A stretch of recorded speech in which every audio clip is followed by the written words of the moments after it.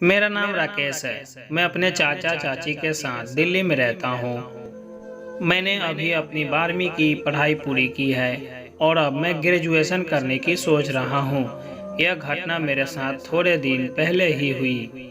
मैं अपने चाचा चाची के साथ सोता था।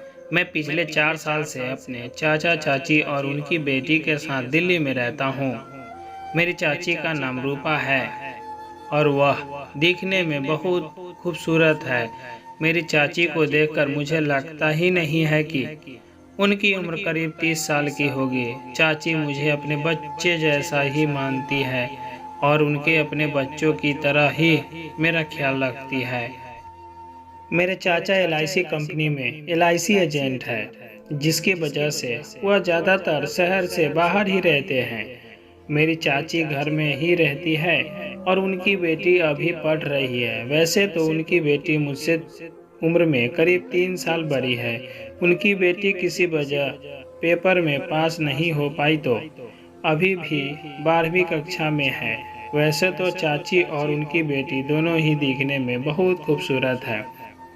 दोस्तों, मैं कुछ दिन पहले अपनी चाची के साथ केरल आया था। यह सिलसिला जब शुरू हुआ, जब चाचा ने मुझे कहा कि अपनी चाची को लेकर केरल जाना है, क्योंकि चाची के भाई के लड़की की शादी केरल में ही थी। चाची चाहती थी कि उनके पति और उनकी बेटी उनके साथ ही जाए, लेकिन मेरी बहन का एग्जाम होने की वजह से वह नहीं जा पाई और चाचा भी काम पर व्यस्त है। तो चाचा ने मुझसे कहा कि तुम चाची के साथ केरल चले जाओ। पहले तो मेरा जाने का मन नहीं था, फिर मैंने सोचा कि घर पर बैठे बैठे भी बोर होना है, चलो फिर इसी बहाने थोड़ा घूम भी आऊँगा। इसलिए मैंने चाची के साथ जाने के लिए हाँ कर दी। अब हमें ट्रेन की टिकट भी नहीं मिल रही थी। मैंने बहुत बार ट्रेन की टिकट बुक करने की कोशिश की, वो हर बार कैंसिल हो जाती है। अब हमें जाना भी जरूरी था, तो हमने सोचा कि हम बस से ही चले जाते हैं। मैंने अपने दोस्त को बस के टिकट बुक करने के लिए कहा तो उसने बताया कि केरल जाने के लिए बस की सिर्फ एक सिंगल सीट नहीं है, उसमें जुड़वा सीट मिलेगी।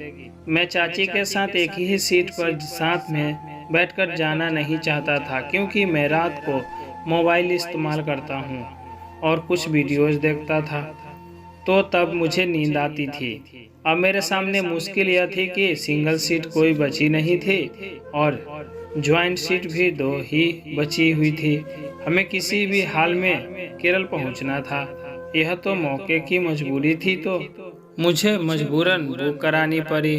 अब हमारी टिकट और सीट कंफर्म हो गई थी, पर मैं अभी भी उदास था, क्योंकि मैं नहीं चाहता था कि मैं अपनी चाची के साथ बैठकर जाऊं। मुझे तो लग रहा था कि चाची के साथ अब मेरे सफ़र का मज़ा खराब होने वाला था। मैं घर पर वापस आया और चाची को बोला, हमें आज रात को ही जाना है। रात करीब 7 बज रहे। हमारी सारी पैकिंग पूरी हो गई और हमें 9 बजे करीब निकलना था। मेरा मूड तो ऑफ था, क्योंकि चाची तो मेरे साथ बैठने वाली थी। खैर, हम बस में बैठ चुके थे और हमें करीबन 2 घंटे हो चुके थे बस में बैठे हुए और रात के 1 बज चुके थे। पहले वीडियो देख रहा था, फिर सोता। अब चाची भी सो गई थी और मेरा मन बार बार करवटें बदलने को हो रहा था, क्योंकि मुझे नींद तो आ नहीं रही थी। एकदम से मुझे पता नहीं क्या हुआ, पर मेरा दिल कर रहा था कि मैं ऐसे ही वीडियो देखूं। फिर मैं थोड़ी सी वीडियो देख रहा था, तभी चाची उठ गई, तो मैंने एकदम फ़ोन की लाइट बंद कर दी और सो गया। कुछ देर बाद बस स्टैंड पर हुआ कि ताकि हम लोग फ्रेश हो सकते हैं। हमें लगा कि हम बहुत पहुंच चुके हैं, लेकिन अभी तक हम केरल नहीं पहुंचे थे।